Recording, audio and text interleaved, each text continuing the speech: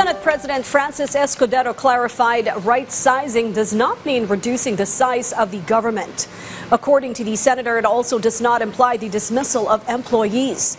In the meantime, the Department of Budget and Management, or DBM Secretary Amenang Pangandaman, commended Senate President Francis Escudero and Senator Joel Villanueva for advancing the National Government Right-Sizing Act, highlighting its importance in improving government efficiency to better serve the Filipino people. Ginoong Pangulo, mga kasamahan ko sa Senado, ang right sizing ay hindi nangangahulugan na papalitin natin ang gobyerno at magtatanggal tayo ng empleyado.